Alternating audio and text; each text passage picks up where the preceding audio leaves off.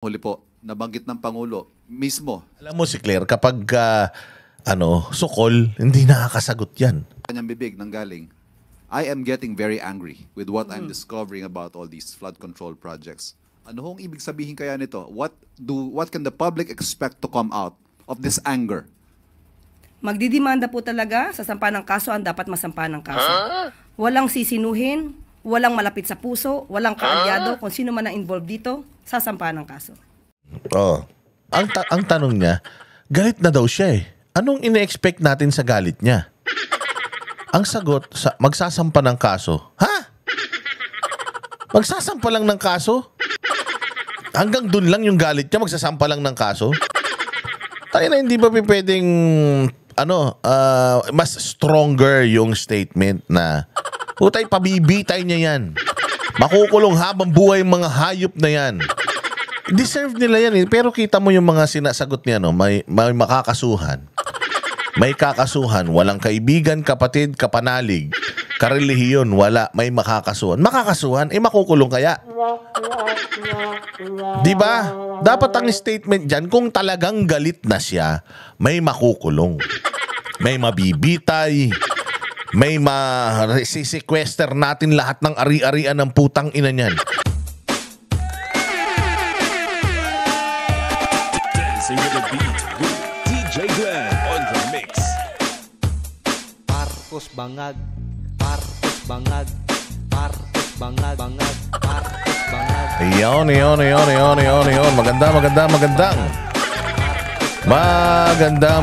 Magandang araw mga bossing. Kamusta naman po ang inyong mga araw, buhay-buhay? At nandito na naman po ang inyong pinaka-paboritong fake news peddler. Ang vlogger na hindi dapat iniintindi, ang vlogger na hindi dapat siniseryoso, at ang vlogger na walang silbi.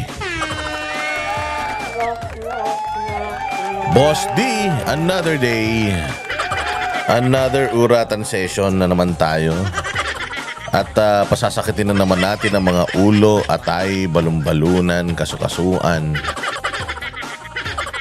puso, kaluluwa ng lahat ng mga kupal sa gobyerno, mga animal, puwisit, pabigat, walang silbi, switik, salot, putok sa buho, mga hindot sa gobyerno, palamunin ng taong bayan, mga sintu-sinto, mga baliw, abnoy sa kapangyarihan, sabog, batak, bangag, adik, pusher, lahat ng mga kawatan, kurakot, magnanakaw, sindikato, kuratong baliling,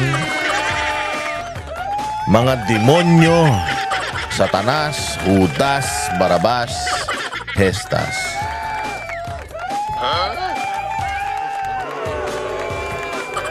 Ayan. Mamili na kayo kung saan kayo bilong diyan sa mga nabanggit natin. Bago lahat, siguro magre-request muna ako, no?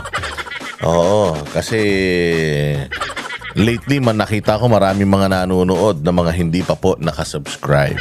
Kaya kung inyo pong mamarapatin, kayo po ay mag-subscribe para po kayo ay laging updated sa ating mga kabalbalan, sa ating mga walang kakwenta-kwentang na pag-uusapan. Para updated kayo sa lahat ng kahayupan sa bayang Pilipinas. Dapat po kayo mag-subscribe, mag-like, mag-share. Siyempre, importante yung like and share. Sa mga nagsusuper thanks, maraming salamat po sa inyo. Highly appreciated po lahat ng mga tulong ninyo sa channel natin. At syempre, follow din ninyo lahat ng mga vloggers na talagang lumalaban para sa katotohanan. Lalong-lalo ng Barateros Brothers na si Coach Olivan at Bay, RJ, kuparing RJ, si Master Jadea at saka si Jay Guevara.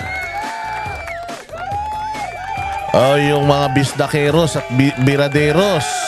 Ayan, si VMR KPL, si Brothers Travelers, si Bisdak Pilipinas, tsaka si Badong Aratiles. Yung mga matatapang na mga vlogger sa Pilipinas na hindi alintana ang delikadong buhay nila. Yan sila PH Update. At kung sino-sino pa, ha? Basta lahat, i-ano ninyo, i-like ninyo, subscribe kayo sa lahat, panoorin ninyo, i-share ninyo. Kasi balitang-balita, mga bossing. Balitang-balita na nagbabayad di umano, ha? Nagbabayad di umano ng vloggers ang PCO. Oh, meron tayong report tungkol dyan, Memya. Meron daw na mga bayaran-bayaran na gaganap. O kaya ingat-ingat.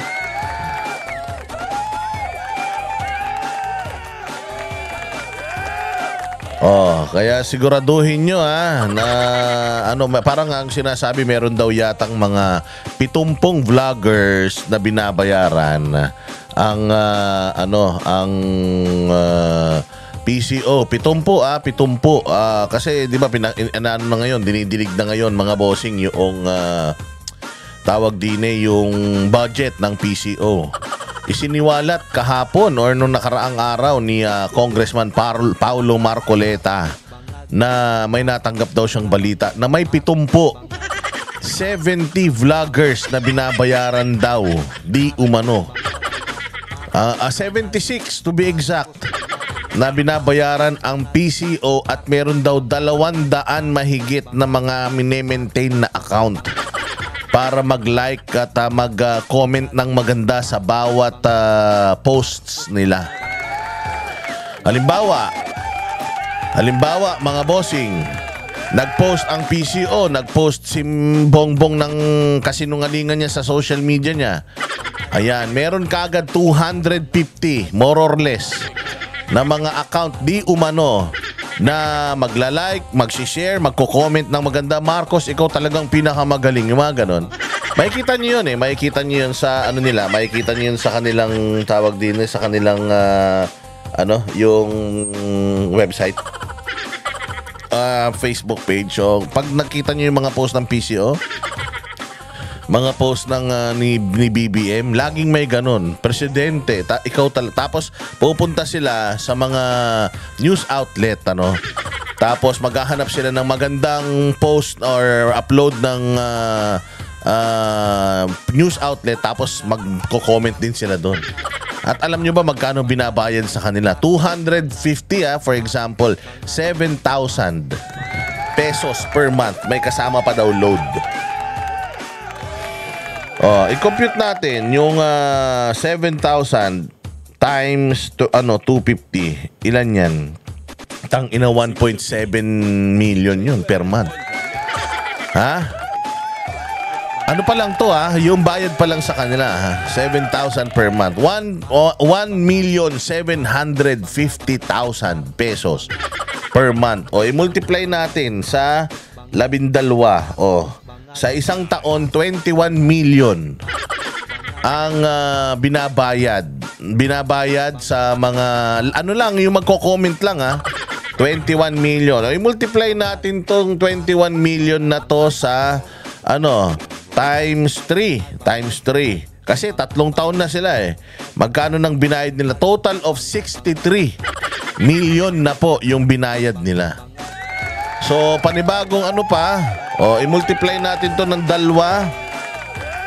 126 million na tumataginting ang ibinabayad nila. Kung totoo yung balita 126 million per isang buong term, 6 na taon. Imagine, inahabol nila yung inahabol nila yung pera ni Inday Sara na nagamit naman sa kabutihan tapos ito ginagamit para propaganda aside from that 126 yung pa lang yun yun pa lang yun sa yun pa lang sa mga nagko-comment yun yung 76 na vloggers na balita ko according to SAS naman ito, according to SAS Rogando, na mas malaki pa daw ang binabayad nila sa mga vloggers kaysa sa sweldo ng presidente per month.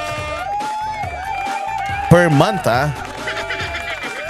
dati nga may narinig ako 700 Oo, kaya nga sabi ko nga may mga offer sa atin, hindi natin tinatanggap kasi prinsipyo yan eh. Imagine 76 vloggers. O sige, sabihin na lang natin sa 500,000 na binabayad mo sa 76 vloggers. O, 500,000 times 76. Ay mali. Times 76. Magka 38 million na yan. 38 million yan sa isang buwan, ha? 38 million sa isang buwan, sa isang taon, magkanong babayaran nila? 456 million. 456 million. Ito, estimate lang to, ha? 456 million. Times 3. 1 billion na. 1 billion na. 1.3 billion. Di lumalabas, pag minultiply mo pa yung 2.7 billion, ang binabayad nila para lang sa propaganda machine nila. Dapat, kesa magbayad ka ng mga babati sa'yo, magbayad ka ng mga pupuri sa'yo, o kaya magbayad, kasi mga vlogger naman nila, mga bossing, ang ginagawa ng mga yan, binabatikos lang naman nila sino? Duterte at saka yung mga pro Duterte. Pero wala kang makikitang magagandang ginagawa nila or magagandang binabalita nila. Pa sa gobyerno, mga ginagawa ni BBM. Antaking binabayaran kayo ng buwis ng taong bayan, tapos wala kayong maipakitang magandang ginagawa ng principal ninyo para sa taong bayan. Puro paninira ang ginagawa nyo. Bakit kayo? Naninira din naman kayo. Hindi kami naninira. Nag-e-expose lang tayo ng mga kabalbalan, kabulastugan. Sinisita natin sila sa mga maling ginagawa nila. At ang binabatikos natin dito, politiko. Politiko, binabatikos natin dito. Hindi natin binabatikos. Hinasama pati problema ng pamilya ng mga politiko. Yung mismong gawain lang nila. Kung addict sila, kung sugarol sila, putragis, wala tayong pakialam. Pero kapag hindi sila nagtrabaho ng tama dahil pasweldo sila ng taong bayan, lalo na kung kayo'y halal ng taong bayan, makakarinig talaga kayo sa taong bayan. Hindi ba? Pero kung ikaw ay vlogger na batikos ka lang ng batikos, pati yung ilong na pinaritoke, pati yung bakat na batuta ni Baste na sisita mo, wala na yan. Propagandista na yan. Mga binayaran para manira lang ng kapwa yung mga yan. Iba yan. Manira ng vlogger, di ba? Personalin yung vlogger. Hindi na issue ng bayan yung tinatalakay, issue na ng chismisan na.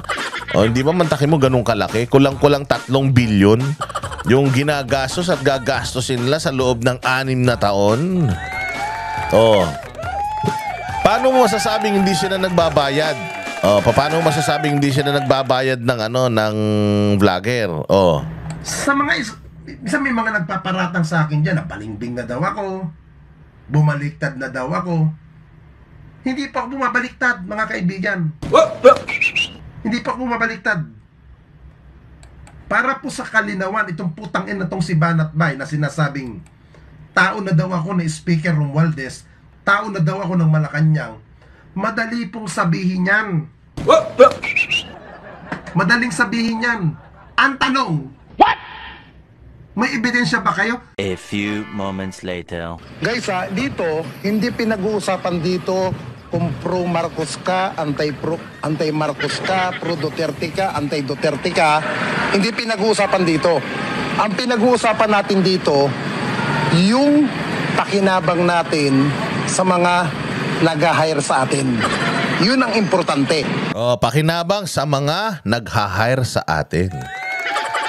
Galing mismo ito boses mismo ito ng isa sa mga binabayaran dahil according dito sa audio recording na ito.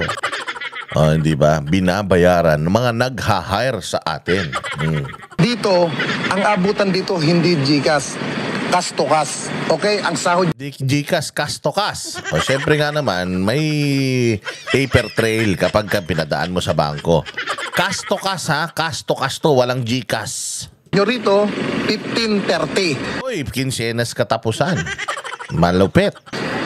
Hindi ko sa inyo pwedeng pangalanan kung sino ang nasa likod nito. Okay? Puro papuri at pag-angat lang kay Speaker Romualdez dito. Tao na daw ako na speak. Di ba? Puro papuri at pag-angat lang. Yung isang example na yan, di umano Romualdez. PCO, itong pinag-uusapan dito. Di ba? PCO yung pinag-uusapan dito, yung isang hearing sa Kongreso. Corruption kasi yan eh. Wait lang, ipakita natin ng malupit para lang meron kayong idea kung ano yung sinasabi natin bago tayo mag-topic-topic. Eto, ayan, galing ito sa live ni Buster TV, kaya kung demanda kayo, si Buster ang idemanda nyo, wag ako kasi galing ito sa kanya. Ito, pakinggan natin yung paggisa ni Paulo Marcoleta, magaling na anak ni Senator Marcoleta dyan sa PCO, sa kanilang budget. Kasi dumoble din yung budget nila. Naging 100 million na yata. Tingnan nyo. We hire reactors.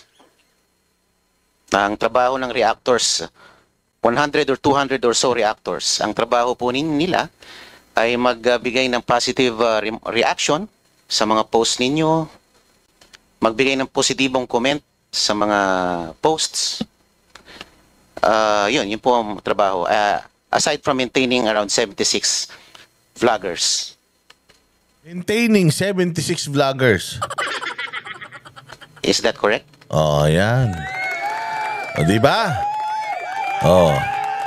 Aside from maintaining 76 vloggers, meron po kayong mga reactors, commentors sa mga posts ninyo.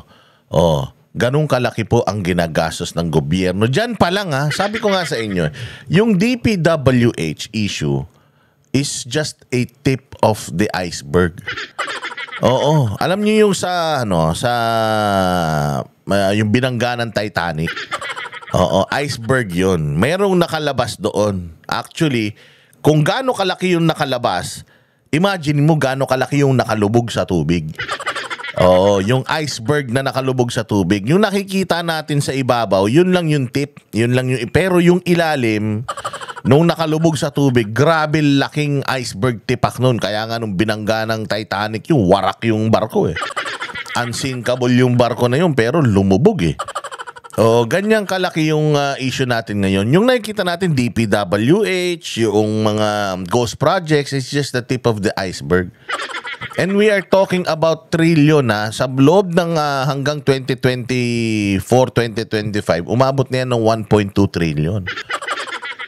Ang mga ghost projects na yan at mga proyekto ng flood control sa Pilipinas. Umabot na yan ng 1.2 trillion. Imaginein mo yung iba pang mga kontratang pinapasok natin sa DepEd, sa DOTR, yung iba pang proyekto ng DPWH. Aside from flood control, meron pa silang mga kung ano-ano pang mga mga proyekto, yung mga sidewalk clearing, mga ganyan, yung mga classroom ng Department of Education. Sila din ng hindi DepEd yan DPWH yan, yung mga structures, buildings, classrooms. Ano pa?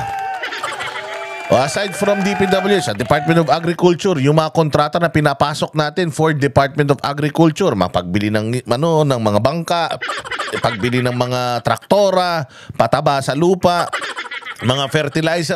Malupit yung fertilizer. Nagkaroon na dati ng fertilizer scam, di ba? Yung na-involve pa nga si Lito Lapid dun. Grabe yan. Hindi lang yan. Meron pang Department of Science, Department of Tourism, Department of Transportation. Lahat ng mga departamento, may mga pinapasok yan na mga kontrata na hindi natin alam kung alin dyan yung mga maanumalya. Kung ito ngang visible mga bossing, itong proyekto ng flood control semento yan, nakikita ng mata mo yan Lalo na kaya yung mga hindi nakikita ng mata mo. Di ba? Yung mga equipment na hindi mo naman alam, hindi mo naman saklaw, hindi naman inaabot ng utak mo. Gaano kalaki ang pagnanakaw ng gobyerno dyan?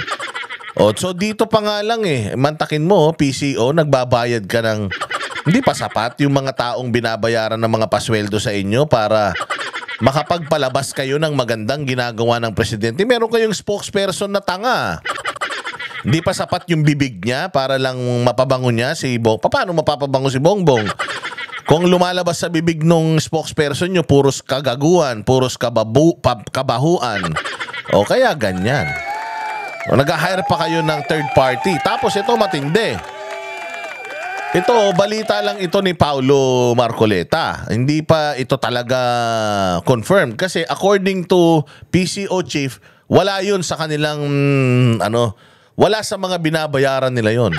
Kumbaga meron silang listahan kung paano nila ginagastos yung pera, and according to them, wala yan dito. Dininay naman nila ito in fairness na wala daw silang ganyan. Organic daw. Organic? Tangga saan ka makakita ng organic na pag chinek mo yung profile, dadalwa kaibigan. Tatatlo kaibigan, tapos iginawa yung account kamakailan lang. Sabi ko sa inyo, maraming mga kabulastugan yan, nabibisto isa-isa. Hindi na nila kayang itago dahil makikita at makikita mo talaga isa lang yan sa mga issues ng bayan natin na dapat na tinututukan natin. Hindi lang yan, hindi lang yung flood control. Marami pa yan, mga bossing. Umaatikabo yan, umuusok, sumasabog yan.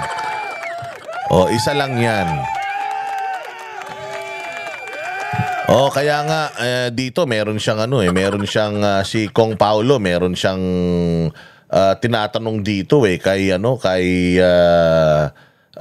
Sir kay dito sa PCO na to kay Dave Gomez tungkol kay Claire Castro. Pero speaking of Claire Castro, sige, pakinggan natin yung mga bagong patutsada niya. Yung patutsada ni Claire Castro patungkol sa sinabi ni Baste na question ni Baste yung ginagawa bistado dito mo makikita na bistado. Kasi sabi ni Baste, style lang niya yan.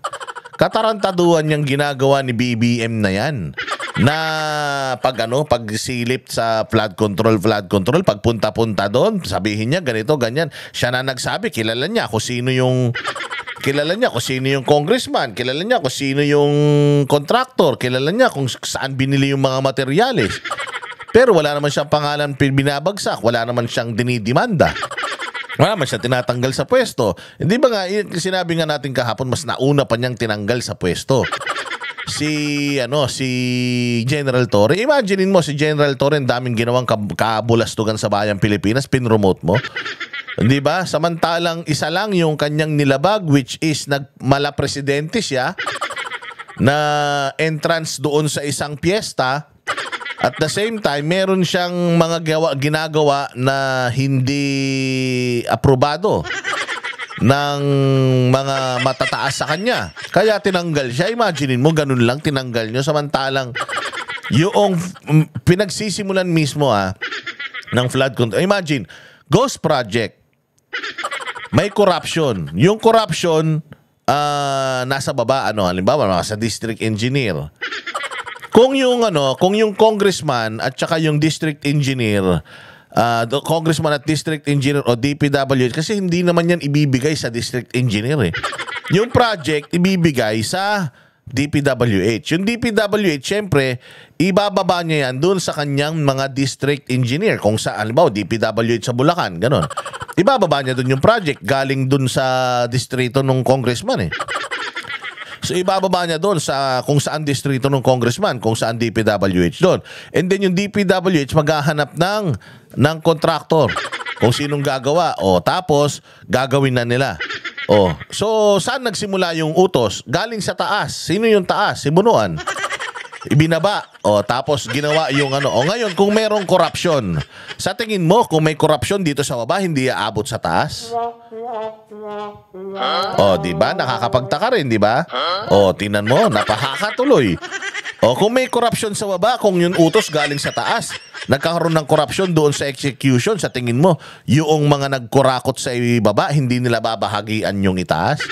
Doon nang galing yung utos. Siyempre, yung itaas magtatanong, ano na nangyari sa project na to? Sasapalan ngayon yung bunganga niya ng bilyon-milyon.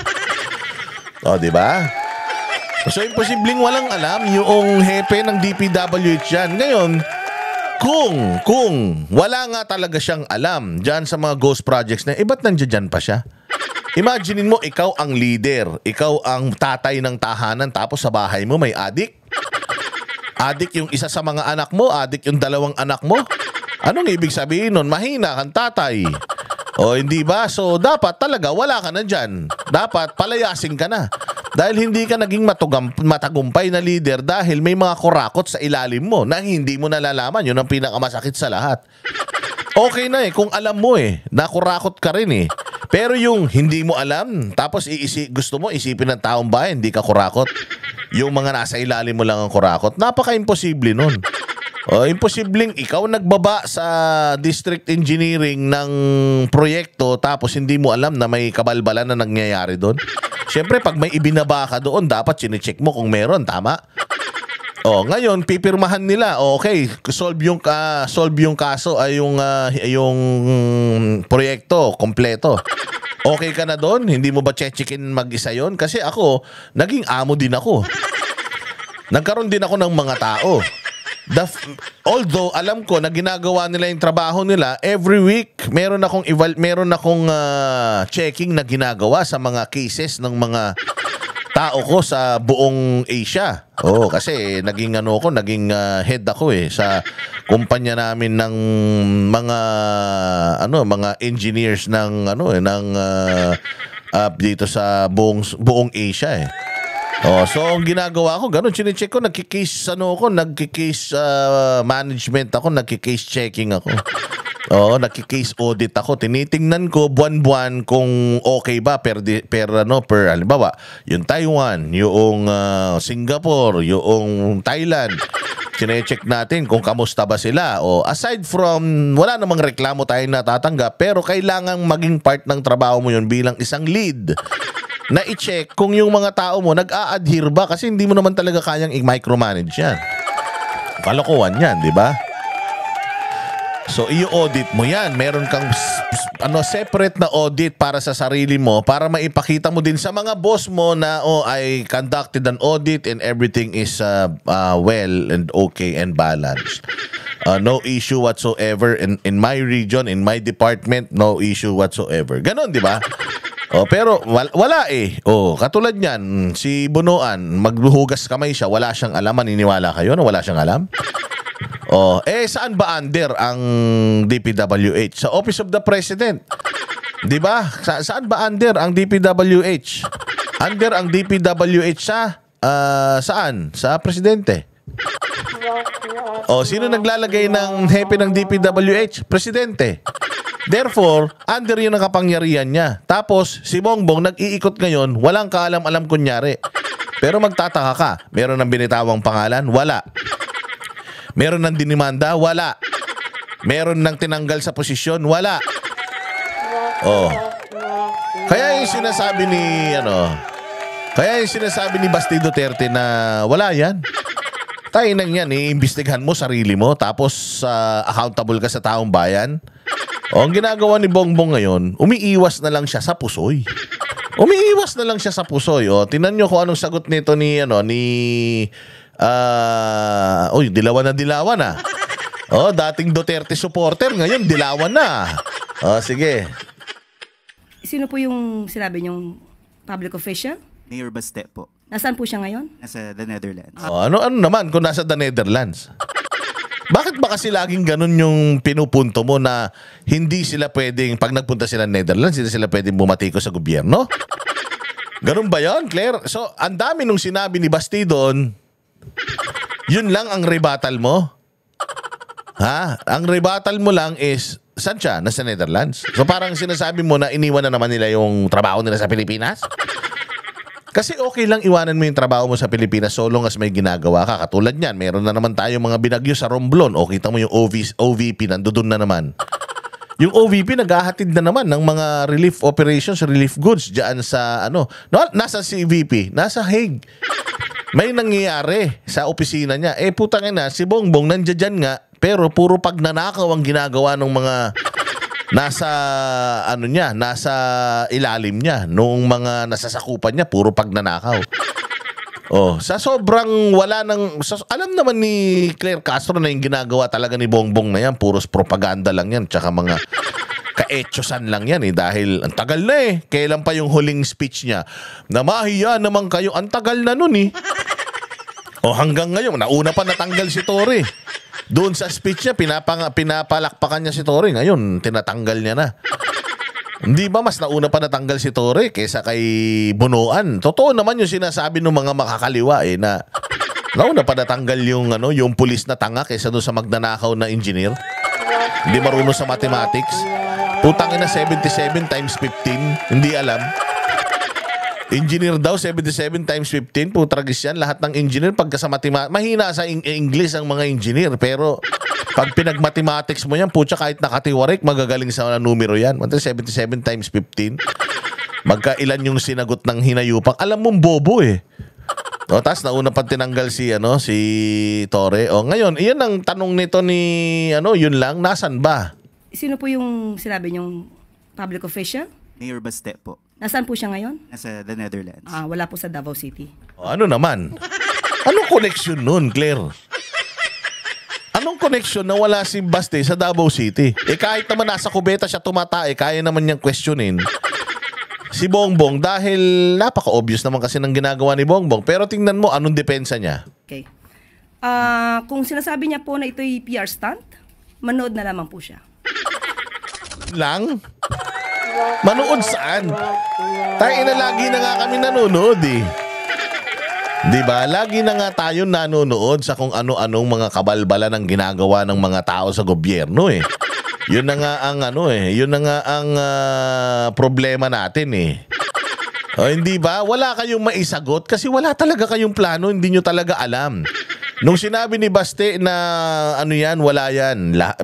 Binabatikos ni Baste yung pag-ikot ni Bongbong. Alam niya yan, posibleng hindi. Sa ilalim niya DPW. Nabisto kayo. Kaya ang sagot mo lang is, manood lang siya. Lahat puro secret Anong gagawin nyo? Secret. Anong gagawin nyo? Secret. Kasi kaya secret ang sagot nila. Wala silang magagawa. Kung si Pangulong Duterte to, ang sasabihin na agad niya ni Pangulong Duterte, ganito, humanda kayo sa akin, kayong mga ganitong construction kayo, ikaw may-ari. O ikaw na pinangangalandakan mo na meron kang Rolls Royce dahil sa payong. Bumili ka ng Rolls Royce na Phantom dahil sa payong at saka sa wine glass. Humanda ka, kukunin ko yan lahat sa'yo. Pag nalaman kong maanumalya lahat ng mga ng mga proyekto ninyo, mantakin mo. Yung yung contractor na yun, di pala engineer yung may-ari. Nakikinig lang daw siya sa foreman, imaginein mo yan. Ganyan kabobo ang mga kumpanya dito sa Pilipinas. Tapos nakakakontrata sa Pilipinas, sa gobyerno. Walang qualifications, walang credentials. Nakakakuha ng mga bilyong-bilyong kontrata. Obvious Kaya nga si Claire, walang masagot. Manood na lang kayo. Pag tinanong mo sila, anong gagawin ninyo talaga? Oo, basta secret. Tingnan nyo na lang. Hindi ba pwedeng ganun? Tang-nang yan. Kaya ka nga spokesperson, kailangan, kaya nga yan, kaya nga yan, di ba, ang ginagawa mo dyan. Kaya nga, ang tawag dyan, yung sinasagot mo yung mga tanong kasi kailangan may mga sagot ka sa mga tanong. Tangin ng spokesperson to, walang sagot sa tanong katulad nung amo niya, walang magawa sa buhay.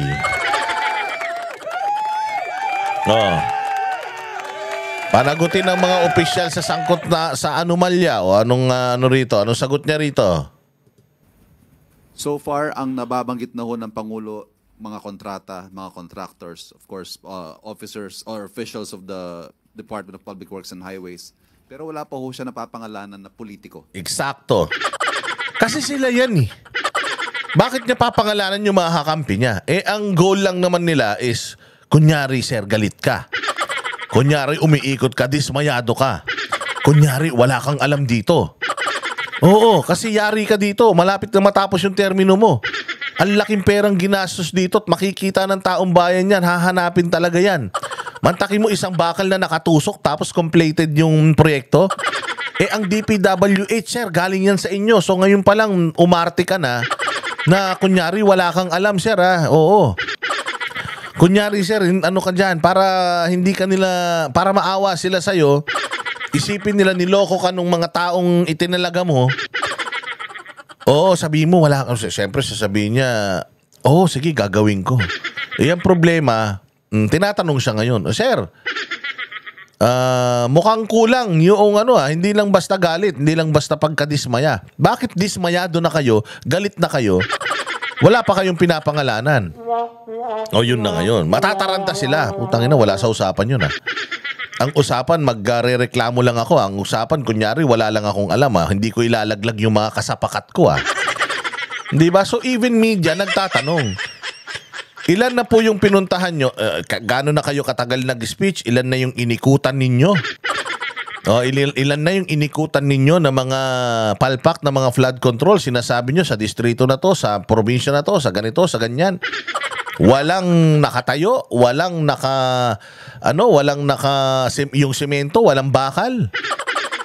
Bakit wala pa tayong pinapangalanan kahit na mga contractor man lang? Walang pinangalan, nagbigay na ako ng 15. Generic, nagbigay ka ng 15 at kung ano-ano yung mga proyekto na napunta sa kanila. At kung magkano yung mga proyekto na napunta sa kanila. Pero ang tanong, sino? Wala, sa bawat project na tinasabi mo, wala kang sinasabing pangalan ng kumpanya at saka nung may-ari ng kumpanya. Hindi mo pinapangalanan kung sino yung mga sangkot na mga district engineer, sangkot sa DPWH. Generic lagi yung statement mo, di ba? So even media nagtatanong, parang walang nangyayari sa ginagawa niya, Kongresista, senador o kung sino mang posibleng involved dito sa mga proyektong ito. Is the President getting there? Mangyayari po kaya to? Definitely. Sinabi naman din po ng Pangulo na hindi ito titigilan. Sinabi ng Pangulo hindi titigilan. Ang tanong nga, ano na ang ginawa nyo? Ano na yung ginagawa nyo? Ano na yung hakbang niya para masimula ito? Hindi titigilan pamamasyal. Pag-ikot. Kasi syempre, pupunta yan kunyari sa flood control tapos mapapagod yan, lalamon yan. Diba? Pagod yan. Diba? Pati mga kasamahan yan, kasama sa pakakainin pa ng taong bayan yan dahil lahat ng pumapasok sa bibig niyan galing sa atin, galing sa buwis natin, galing sa expenses yan. Baka yung travel expenses diyan mapunta. Ano yung mga ginagawa? Tatapusin niya to bago siya matapos ang termino. Paano nga? Tatapusin niya to bago matapos ang termino? Paano? Sa pag-ikot-ikot? Sa pagrereklamo na walang papangalanan? Yun na nga sinasabi. Ma'am, wala po siyang pinapangalanan. Ano po ang rason? Bakit wala siyang pinapangalanan? Wala kang maisagot. Ang sagot mo, huwag kayong mag-alala, tatapusin niya to. Bago siya matapos. Tapos na siya nun Paano pa niya tatapusin? Inang Claire Castro na to, inutil talaga Alam nyo, dapat kasi hindi na kayo nagtalaga ng spokesperson kung wala rin namang maisasagot sa mga tanong ng taong bayan Ay yung mga tinatanong nitong mga media na to. Tanong yan ng nakakarami tungkol sa flood control Ma'am, wala po kayong pinapangalanan. Walang senador, walang congressman. Bakit? Anong inaasahan namin dyan? Basta. Secret. Basta matatapos yan bago matapos. Inang yan. Ang tagal-tagal nyo pa. Ilang taon pa kayo dyan? 3 taon pa. 2025 pa lang ngayon. 2028 pa kayo matatapos. So wala kayong plano. Wala kayong alam, wala kayong gagawin, basta bahala na. Kung ano yung makita nyo, yun na yun, ganon. Di ba nakakagulat? Napahaka din di ba? Walang hiyang to si Claire Castro na ito. Magyabang, wagas. Pero wala naman talagang alam. Panghuli po, nabanggit ng Pangulo mismo. Alam mo si Claire, kapag sukol, hindi nakakasagot yan. Kapag kasukol na sukol yan, di ba usually sabihin nun, no comment. Ganun lang yun siya di ba? Pagka wala siya talagang maisagot. Kasi dito wala talaga silang plano. Kaya nung sinita sila ni Baste, ang sagot lang niya, wait and see. Ngayon, tinatanong ng media, ano na yung mga hakbang? Ano na yung bakit wala? Bakit ganun? Puro galit lang. Anong resulta nun? Anong gagawin niya? Wala rin siyang maisagot. Kasi nga, alam niya, wala talaga. Na yung ginagawa ni Bongbong na yan, puros lang yan, puros papogi lang yan. Para hindi lang siya sisihin ng taong bayan. Pero at the end of the day, departamento niya or under niya ang DPWH na pinakamagnanakaw at pinakamalaking budget na nakuha. 2 taon nang magkasunod na pinakamalaki ang budget niyan at pinakamagnanakaw na ahensya yan. O, di ba? Sa kanyang bibig nanggaling, I am getting very angry with what I'm discovering about all these flood control projects. Ano hong ibig sabihin kaya nito? What can the public expect to come out of this anger? Magdidemanda po talaga, sasampa ng kaso ang dapat masampa ng kaso. Walang sisinuhin, walang malapit sa puso, walang kaalyado, kung sino man ang involved dito, sasampa ng kaso. Oh. Ano kayo? Satisfied kayo dun sa sagot? Kasi tanong ni Ivan Mayrina ba yun? O, ang tanong niya, galit na daw siya eh. Anong ine-expect natin sa galit niya? Ang sagot, magsasampa ng kaso. Ha? Magsasampa lang ng kaso? Hanggang dun lang yung galit niya, magsasampa lang ng kaso? Tayo na hindi ba pwedeng mas stronger yung statement na utay pabibitay niya yan. Makukulong habang buhay yung mga hayop na yan. Deserve nila yan eh. Pero kita mo yung mga sinasagot niya, no? May makakasuhan. May kakasuhan. Walang kaibigan, kapatid, kapanalig. Karelihiyon, wala. May makakasuhan. Makakasuhan, makukulong kaya. Diba? Dapat ang statement dyan, kung talagang galit na siya, may makukulong. May mabibitay. May ma-sequester natin lahat ng ari-arian ng putang ina niyan. Gagamitin natin lahat ng mga galamay ng pamahalaan at gagamitin natin ang lahat ng legal na paraan para makuha natin ang lahat ng meron sila dahil galing yan sa taong bayan, pera ng taong bayan. Imaginein mo, kung yung mauhuli natin dito, ang tagal-tagal na pala nilang ginagawa ito. O, lahat ng mga ari-arian nila, pati ari-arian ng mga anak nila, ipa-freeze natin yan. Lahat yan, ipakukulong natin lahat yan. Lahat yan, habang buhay na talagang gagapang sa lusak ang mga yan. Ganun dapat. Galit na galit ka na eh. Imagine mo, di ba? Sinasabi ko sa inyo, si Pastor Apollo Kibuloy. Isang pastor, may simbahan na mayaman. May mayabong na simbahan, may milyong-milyong mga miyembro at may napakaraming mga ari-arian. Mantakin mo dahil lang sa kaso niya na pribadong yung kaso niya, finiriz yung mga assets niya. Diba? Samantalang ito mga putang ina mga kontraktor na ito na kung mag-flaunt ng kanilang mga yaman sa media. Mantakin mo, sinabi pa nila na sa kailan kayo yumaman? Yumaman yung mga diskaya? Yumaman kami dahil sa DPWH. Imagine, sinasabi nila in national TV, in interviews ng mga batikan ng mga media ng mga bayaran. Sabi ni Vico Soto, 10 million ang binayad ng diskaya sa mga interview na yan. Oh, hindi ba? Ibinoost pa yan sa YouTube, ibinoost pa sa Facebook yan para nga makilala sila na mayaman talaga sila. Oh, pinakita pa nila yung yaman nila. Oh, hanggang ngayon, tingnan ninyo, yung mga assets nila, baka nililiquidate na nila ngayon o tinatransfer na nila sa kung kani-kanino para lang hindi ma-sequester ng gobyerno yan. Samantalang simbahan, yung meron tayong separation of state and church. Yung pera ng simbahan, i-hold ninyo. Samantalang yung mga pera ng mga kurakot sa Pilipinas na hayag kung maglabas ng kanilang mga kademonyohan, pag nanakaw sa bayan, hindi nyo sinisikwester at hindi nyo hinuhold, hindi nyo tinatap ang AMLAC. Diba? Gagamitin nyo yung AMLAC para sa mga pribado na tao. Mali yan. Naka-freeze ang assets ng SMNI. Media, i-freeze yung assets. Naka-freeze ang assets ng simbahan. Simbahan, i-freeze yung assets. Wala namang pera ng taong bayan dyan, i-freeze yung assets niyan. Makikialam ang gobyerno sa yaman ng isang simbahan. Wala namang pera ng Pilipinas dyan.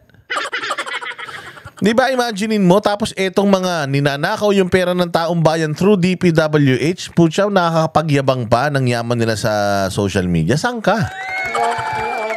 Tumatakbo pang mayor. Tumakbo mayor yan sa Pasig. Buti na lang, sabi nga ni Vico Soto, buti na lang talaga, malakas ako at buti na lang, marami akong nagawa sa Pasig, kaya ako pa rin ang binoto ng mga taga-Pasig. Pero imagine mo, sa dami ng pera nila, kayang-kaya nila akong sirain. Imagine niyo yan. Tapos sasabihin mo lang, may masasampahan ng kaso kung sino. Hindi mo sabihin na gagamitin natin ang lahat, amlak, para i-freeze ang mga assets ng mga yan. Sisiguraduhin ni Pangulong Bongbong Marcos na bago siya mamatay, ay hindi pala, mawala sa posisyon, matapos ang kanyang termino, nakakulong ng lahat ng mga hinayupak na yan. Huwag kayo dapat ganun. Tingnan mo naman ang sagot. Ay, ano lang, may madidimanda. Demanda lang. Ang ina niyan, sa dami ng pera ng ninakaw nila, lahat ng demanda nila, kaya nilang iprolong. Tingnan ninyo yung mga binay, naabsuelto na doon sa kaso ng corruption nila. Bakit?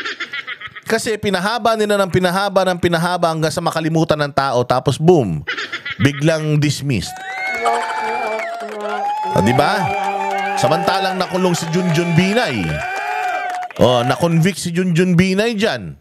Hindi na nga siya pwedeng makatakbo sa ombudsman, na-convict yan siya. Hindi na plunder yan siya. Hindi na nga yan siya pwedeng makatakbo sa Makati o kung anumang posisyon. Tapos biglang dismissed bandang huli. Ganyan lang gagawin ng mga sa dami, bilyon-bilyon ninakaw ng mga yan. Babayad lang ng mga abogado ng mga galingan. I-delay hanggang sa makalaya. Pustahan tayo kahit yan si Janet Lim Napoles Mga 10 years from now, kita mo makakalabas yan.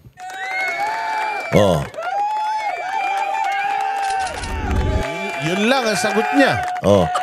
Mayroon lang madidimanda. Diyos ko po. Hanggang doon na lang tayo.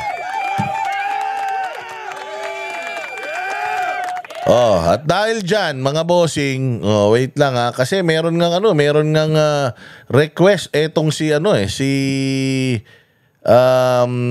itong ating napakagaling na PACC, tinan ninyo. PACC. Presidential Anti-Corruption, basta yun, nung umupo si Bongbong Marcos, Executive Order 01, unang-unang ginawa niya Unang-unang ginawa ni Bongbong Marcos, sibakin itong ahensya ni Greco Bellica na nag-iimbestiga sa mga pagnanakaw ng mga nasa gobyerno. Hindi lang pagnanakaw, lahat ng paglabag ng mga nasa gobyerno. Executive Order number 1, unang-unang ginawa niya, pag-upo, yun ang una niyang inisip. Yung ahensya na lumalaban sa korupsyon, dinisolve niya, binuwag niya. Anong ibig sabihin nun?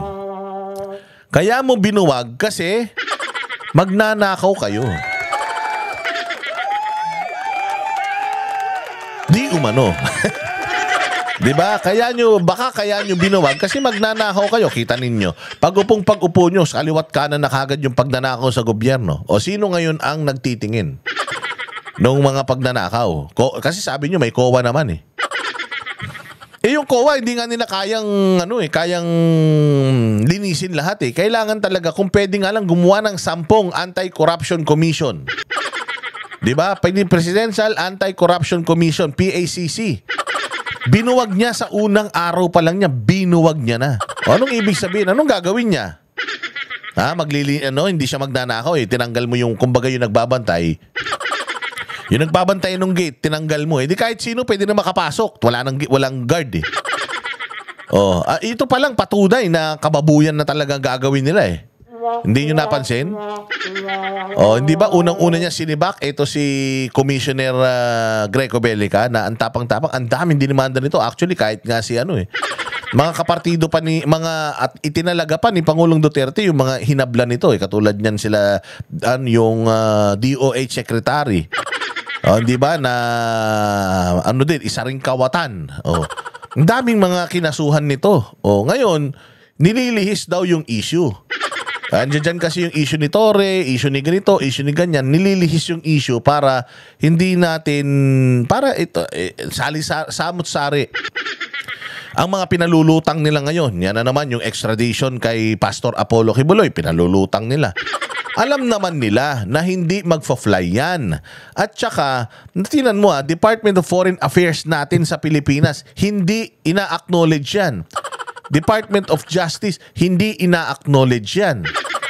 Wala daw ganyan. O sinabi nung pinsan ni Romualdez sa Amerika na ipinadala daw. June pa. O kita mo, ang DOJ, wala ngang confirmation. At kung sakaling meron, kung halimbawa man bumagsak yan sa DOJ, hindi na yan i-entertain ng DOJ. Bakit? Hindi nila gagawin ulit yung ginawa nila kay Pangulong Duterte na lalabag sila sa batas kasi parang inuutusan sila ng Amerika na lumabag sa batas. Nagawa nyo kay Duterte, gawin nyo rin kay Kibuloy. Hindi pwedeng ganun. Meron ng kaso si Pastor dito, kaya nga siya nakakulong. 1 taon na siyang nakakulong. Hinaharap niya yung kaso niya eh. 'Di ba? Yung bail hearing, kailan lang natapos? Magsisimula na yung actual na hearing. Doon sa mga kasong isinampa sa kanya dito. Paano siyang mapupunta sa Amerika para sa extradition? Alam naman natin na kung halimbawang siya ay makonvict, kailangan niya pang tapusin yung kanyang sentensya bago siya pwedeng ibigay sa Amerika. At kung halimbawa naman ma-dismiss yung kaso niya dito, saka natin ihihiring. Hindi lang basta ibibigay Oo, halimbawa nanalo si Pastor sa mga kaso niya dito sa Pilipinas, may kaso siya sa Amerika. Hindi mo siya basta-basta pwedeng ibigay sa Amerika. Kailangan pag-usapan pa yan sa korte dito sa Pilipinas whether ibibigay siya o hindi, at saka may approval pa ng presidente yan. So mahabang proseso yan. At hindi yan napapanahon ngayon. Hindi yan dapat pinag-uusapan ngayon kasi nga may kaso sa korte dito sa Pilipinas. Hindi ba? So bakit natin kailangan palutangin yung issue na yan ngayon? Kasi nga naman alam nila na kapag si Pastor Apollo Kibuloy with millions of members, millions of followers, at lahat ng mga DDS nakadepensa kay Pastor Apollo Kibuloy dahil best friend ni Pangulong Duterte yan eh. Yung ginawa nila kay Pangulong Duterte, ginawa nila kay Pastor Apollo Kibuloy nung una eh. Si Pastor Apollo Kibuloy nga lang nag-isip at hindi pumayag na ipadala siya sa ibang bansa. Kaya lang si Pangulong Duterte kasi, ang ginawa niya, umuwi siya sa Pilipinas knowing na yung mga pinagsilbihan niyang mga pulis at saka mga sundalo, hindi siya ipagkakanuno. Pinagkanuno siya eh. Yun ang malaking pagkakamali ni Pangulong Duterte. Nagtiwala siya sa mga Pilipino na traidor. Noon pa naman mga traidor na mga Pilipino eh. Noon pa naman may makapili na. Nung Hapon may makapili. Nung panahon ng mga Espanyol, meron ding mga binayaran ng mga ang mga Espanyol na mga Pilipino para ipagkanuno yung mga bayani natin. Yan ang lahi natin. Lahi tayo ng mga traidor. Si Pastor Apollo Kibuloy, alam niya na ang lahi ng mga Pilipino na nananalaytay sa atin, mga traidor. Kaya hindi siya nagtiwala. Hindi ako magtitiwala sa batas natin. Basta kailangan natin ng malinaw na kasunduan na hindi nyo ako ipapadala doon. Susuko ako. Ayan, sumuko. Hindi siya maipadala doon. Bakit? Kasi may kaso dito. O si Pangulong Duterte, walang kaso dito. Kasi naniniwala si Pangulong Duterte sa batas sa Pilipinas, sa rule of law, at alam niya na hindi siya pababayaan ng mga pulis at sundalo na tinulungan niya noong araw na siya'y nanunungkulan. Putya, pag uwi niya, hindi niya alam na the very same people na tinulungan niya, itinaas niya ang moral are the very same people na magpapagamit sa politika at ipapatapon siya sa ibang bansa. Kinidnap siya, mga bossing. So, yun sabi ko nga, nililihis talaga nila yung issue para hindi natin maano itong mga flood control at iba pang mga sabi ko nga this flood control issue, itong mga ghost projects will open a can of worms. Lalabas na lahat ng mga iskandalo nila, lahat ng mga ng mga programa, proyekto na involved ng gobyerno, kontrata ng mga gobyerno, lalabas na lahat ng mga kabulastugan at mga corruption nila. Again, itong DPWH issue is just the tip of the iceberg. Marami pa yan na mga korupsyon na kung susumahin mo, magugulat ka rito sa flood control ilang trilyon na 1.2 trillion na Lalo na pag tiningnan mo pa yung mga roadworks, tiningnan mo pa yung mga drainage system, lahat ng mga proyekto, tiningnan mo pa yung mga proyekto tungkol sa pag-procure ng mga gobyerno, ng mga ahensya ng gobyerno. Ay, Diyos ko po. Wala yan. So ano pa lang ito, maliit na ano pa lang to, pera pa lang ito. Pag tiningnan nyo lahat yan, malulula kayo sa dami ng pagnanakaw sa Pilipinas. Malulula kayo, putang ng yaman pala ng Pilipinas. Alam mo, kung di lang magnanakaw ang mga, sa dami ng populasyon natin, nagbabayad ng buwis sa Pilipinas, kung di lang magnanakaw yung mga nasa gobyerno, baka pati langit meron ng kalsada. Kaya lang wala mga kawatan pakinggan nyo itong sasabihin ni dating PACC chairman Greco Bellica na poging-pogi. Nanawagan ang ilang dating anti-corruption officials sa publiko na huwag magpadala sa diversionary tactics na lumihis o lumilihis sa issue ng flood control scandal. Alamin kung bakit nila ito sinabi sa balitang ihatid ni MJ Montehar. Mainit ngayon sa Pilipinas ang flood control scandal. Mula sa palpak ng mga proyekto, ghost projects at isyu ng korupsyon, bilyong-bilyong pondo ng bayan ang nalulustay dito. Iniimbestigahan na ito ngayon sa Senado at Kamara. Sinabi ni Senator Ping Lacson na posibleng kasabot dito ang ilang senador at kongresista gamit ang insertion sa national budget para pondohan ang mga questionableng proyekto. Sa gitna ng usapin, pinuna ni Attorney J.V. Hinlo, dating Commissioner ng Presidential Anti-Corruption Commission o PACC, ang tila diversionary tactics sa media. Ang ginamit na issue, ang umano'y extradition request ng US government kay Pastor Apollo C. Yan, yung sinasabi ko, di ba?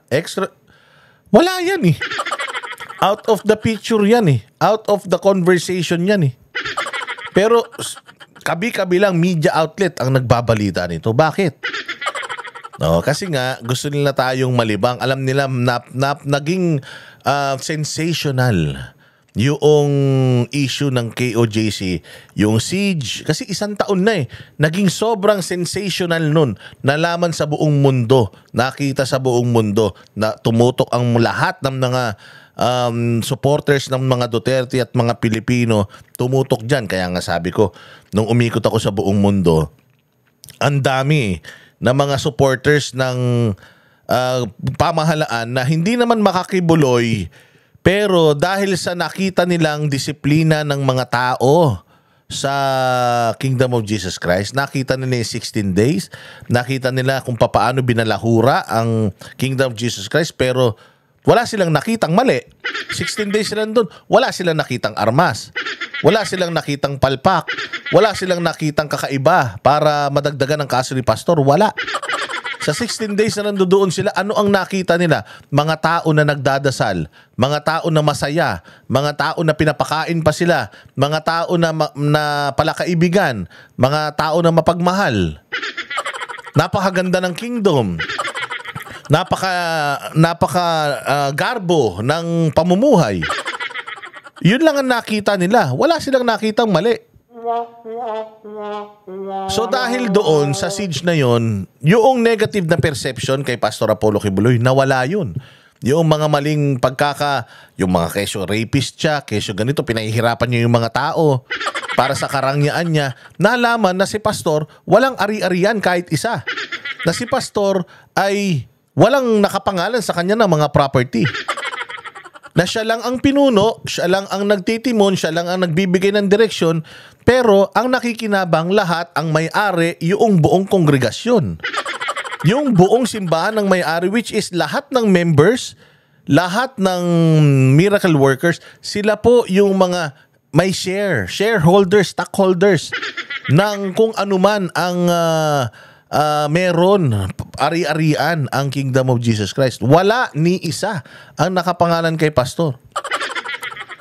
So kung ano man yung tinatamasa ni Pastor, ibinibigay sa kanya yun ng kusa ng kanyang mga miyembro. Dahil nga ama ang tingin sa kanya, kaya lahat ng ginhawa sa buhay, ibibigay talaga sa kanya. Ganyan din naman tayo sa Santo Papa. Di ba tayo dito sa Pilipinas, ang ginagawa natin, nagbibigay tayo ng pera sa simbahan. Kung may binibenta simbahan, bumibili tayo kasi tulong sa simbahan. Kapag ang simbahan gustong ipatayo, kanino ba humihingi ng pera ang simbahan? Sa tao rin, sa mga nagsisimba. Kailangan po natin ng 2nd, 3rd, 4th, 5th, 7th offering para mapagawa natin yung prayer natin room.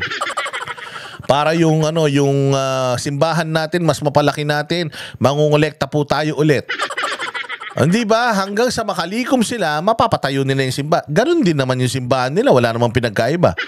Yung trato ng mga Pilipino na Katoliko kay Santo Papa, pag umuuwi, hindi ba? Pag pumupunta rito, talagang umiiyak pa tayo.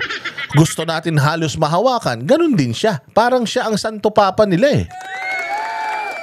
Namumuhay ba ang Santo Papa ng Marangya? Oo. Kasi deserve niya yun. Siya ang leader, siya ang head eh.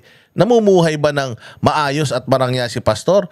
According sa yun din naman na ayaw ng mga ng mga miyembro niya, yung bang mga yan, halimbawa yung suot ni pastor na yan, yung tinutulugan ni pastor na yan. Hindi niya ba deserve yan? Iyan ang gusto ng mga miyembro niya para sa kanya. Same din sa atin. Kung si Pope John Paul nga. Yung mga Santo Papa nga natin, si Pope Francis at kung yung bagong Santo Papa ngayon, ganun din, naka-bulletproof din eh. Di sinoprotektahan din natin eh. Kasi nga, yun ang pinuno ng pananampalataya natin dito na buhay dito sa Pilipinas. Ganun din si Pastor Apollo sa mga tagasunod niya. Anong problema dun? Di ba? Pwede sa Santo Papa. Hindi pwede kay pastor. Sasabihin nyo, magkaiba naman si pastor tsaka si Santo Papa. Magkaiba nga sila pero parehas lang sila ng estado. Sa bawat simbahan, halimbawa sa iglesia, yung Manalo, sa iglesia, ganun din, hindi ba? Maayos din ang kanyang pamumuhay kasi nga, yun ang gusto ng mga miyembro na buhay niya dahil syempre, siya ang nagbibigay sa kanila ng moral, tawag dito, yung kanilang moral compass eh. Siya ang nagbibigay ng direksyon sa mga miyembro niya in terms of yung kanilang pananampalataya eh. Oh, hindi ba? Ganun lang yun. Kahit sino pa na mga simbahan sa buong mundo, ganyan po nila itrato yung kanilang mga leader. Okay, so walang masama doon. Ang masama lang kay pastor kasi, nandito siya sa Pilipinas, inggitero mga Pilipino. Oo. Hindi nila nakikita yung mga sarili nila, ang nakikita nila yung kapwa nila. Dahil mga inggitero mga Pilipino. Ayan, sa sobrang inggit kay pastor, pinipersecute si pastor. Pero dahil dun sa KOJ Siege, yung mga negative perceptions kay Pastor Apollo Kibuloy, nawala. Nalaman nila kung ano yung katotohanan, mas lalong lumakas, yumabong yung kanilang simbahan. Kamakailan lang, 5,000 yung kanilang binautismuhan. Congratulations. Oh, di ba? Imbis na mapabagsak, akala nila pag nakaulong si pastor, babagsak ang Kingdom of Jesus Christ. Hindi, mas lalo silang tumatag. Isang patunay lang ito, mga bossing, na ang Kingdom of Jesus Christ hindi lang pinamumunuan ng isang tao. Pinamumunuan po ang Kingdom of Jesus Christ ng maraming mga matutuwid na mga administrators. Na even if tanggalin mo si Pastor Apollo Kibuloy sa picture, gagana at lalakas at lalaki at lalaki. Sabi nga huli na ang lahat sa ginagawa, yung mga nangyari kay pastor, yung mga ginagawa ng demonyo kay pastor, huli na. Bakit? Stable na eh. Established na ang Kingdom of Jesus Christ. Hindi nyo na mapapabagsak yan. Yan ang lagi nyong tatandaan. Na kung akala ninyo ang pagkuha ninyo kay pastor, ang panggigipit nyo kay pastor, ang akala ninyo yung mga tao nila pinanghihinaan ng loob, hindi, hinanda na po sila ni pastor sa ganyan. At huli na ang lahat. Tapos na. It's done already. Nanalo na sila. Oh, scripted na lahat yan. Sabi nga nila these are all scripted. Nasa na to? Nasa Panginoon na kung ano ang mangyayari. Oh, pero lahat ng ito ay nasa kapahayagan na yan. Oh, di ba? Galing. Kaya nga siya nagsenador na eh. Kasi nga, sabi niya, bago ako mawala, ito naman Pilipinas ang aayusin ko kasi yung KOJC na ayos ko na eh. Na sila, ready na sila. Kahit wala na ako, okay na yan. Lalago at lalago at lalago na yan. Kasi yung mga ipinunla natin dyan, na yan eh, gagana na yan eh. Kaya dito naman ako sa Pilipinas. Ang problema, dinaya eh, pero alam nyo, ang lakas-lakas niya. Mananalo sana yan. Kung hindi nangyari yung siege na 16 days, malabong manalo to si Pastor kung hindi na nangyari yung pambabalahura ni Torre. Kaya nga somehow yung ginawa ni Torre sa KOJC, na somehow it opened a lot of yung doors and eyes, and nalaman nila na ganito pala sa Kingdom. Ang dami pang mga nagko-comment sa sa Facebook ko na nagsasabi na I can't wait to become a Kingdom citizen. Yun. Alam nila na ganun ka-sensational itong KOJ Siege. Kaya pinipilit nilang pinipilit nilang pitasin. Kibuloy, isang pribadong individual na hindi nagnakaw ng ni isang kusig na pera ng gobyerno. Ani Hinlo, questionable ang timing ng paglalabas ng issue.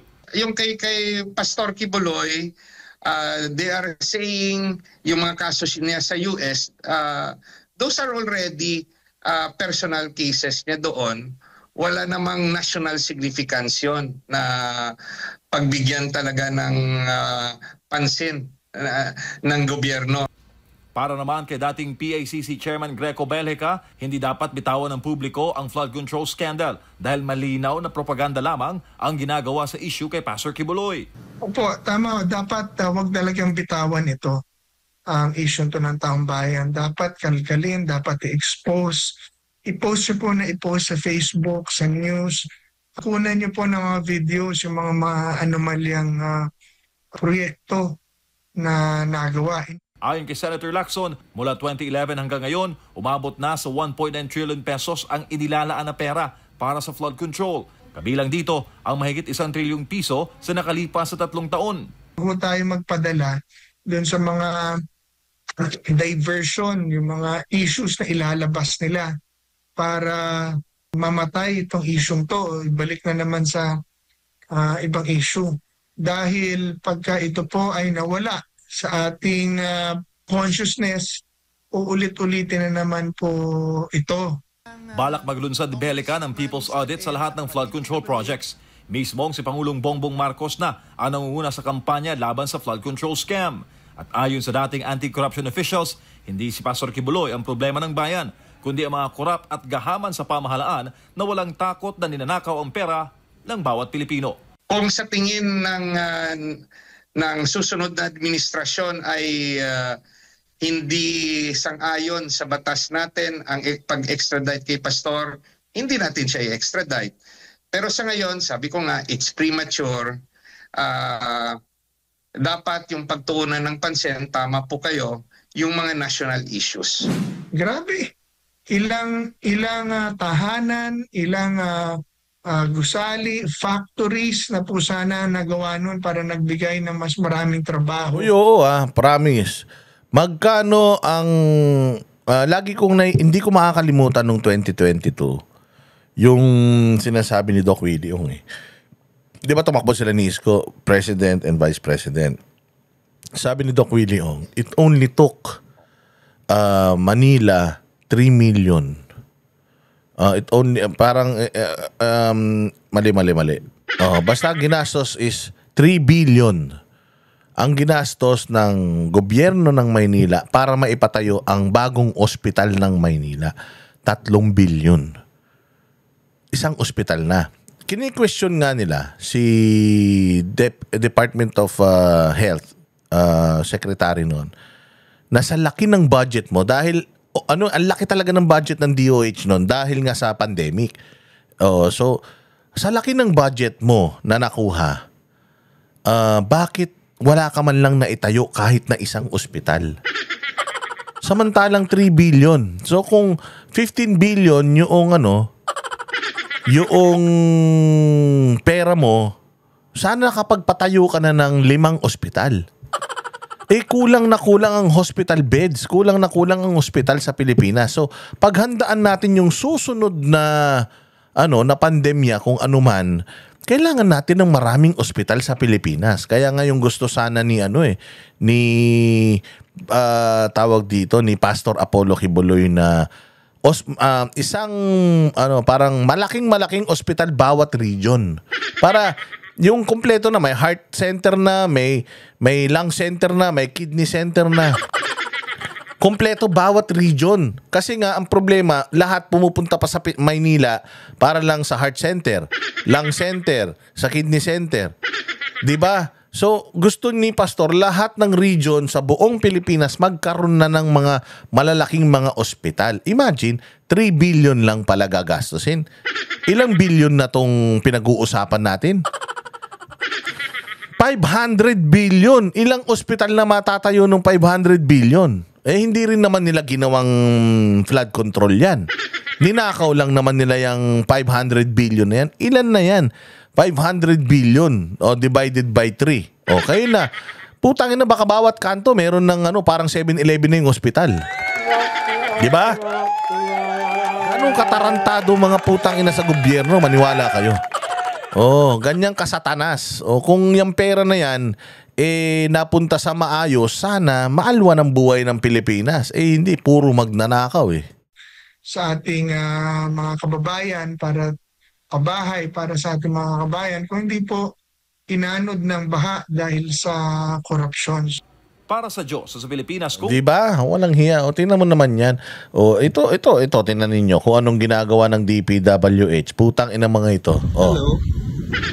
Makikita niyo po yung DPWH. Oh, yan may DPWH. So, ang ginagawa po nila ay... Ayan. Yung mga truck po na yan ay... Putang ina, Patungan lang po nila ng semento. Ini-epoxy yung crack, putang ina, nilalagyan lang ng hollow blocks, pinipilitada lang, walang bakal yan, Okay nang inan tong mga hayop na ito. Kapag po tumaas yung tubig ay hindi po masisira yan. Yung mga kagaguhan po ng mga... Ayan, putang ina, huling-huli sa akto mga demonyo. Yan, yung mga crack, sinisemento lang, pinapalitadahan lang para mawala yung crack, pinapasakan. Puta, ano yan? Lego? Ang ina to mga to, yung malaking awang nilalagyan lang ng simento para mapalitadahan nila ulit magmukhang buo. Ay na tubig ang dadaan dyan. Alam mo ba ang isa sa pinaka-destructive na na element is water. Actually mas destructive pa ang water kesa sa apoy. Kasi yung apoy kahit papaano, lang yan, unti-unti tutupukin niya. Pero itong tubig, putang ina niya, sa isang iglap, kukunin ka ng tubig na yan. Maniwala ka. Ganyan katindi. Tapos ganyan lang ilalagay nyo, palitada. Look. Diba? Putay na sang ka naman. Nandiyan dyan tayo sa estado na yan. At sana kung matino ang gobyerno natin, ang talagang pinarurusahan yung may mga kasalanan, hindi yung mga pribadong mga tao na kalaban lang nila sa politika. Di ba? Maraming salamat po mga bossing. Magkita-kita tayo ulit sa susunod na vlog. Mag-like, mag-share, mag-subscribe. Kung ayaw nyo, bahala kayo sa buhay nyo. Magandang hapon po. Kami ang boses ng masa, hindi natatakot. Katotohanan lang, di kami nalulunod. Walang bahid ng sismis, lahat ay totoo. Kahit sino ka pa, pag mali ka babanatan ka. Walang pinipili kulay, wala kaming kinikilingan.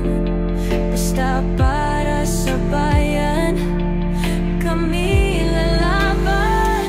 Pagdama palakpakan, pag mali banatan. Di matitinag, di matatakot, para sa bayan tuloy ang sigaw. Sa harap ng kamera, walang halong takot.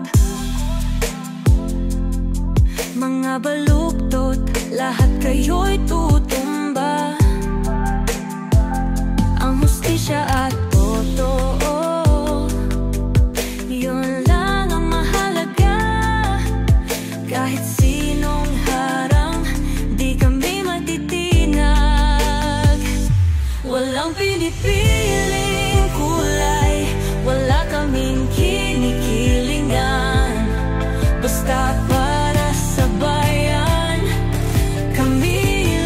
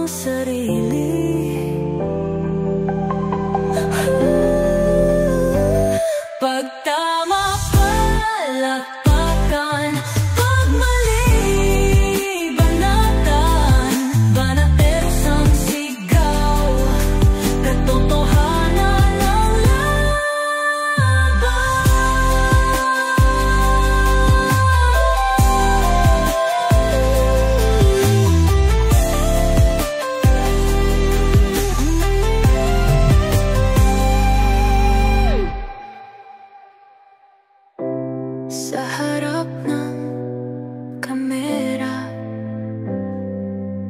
Walang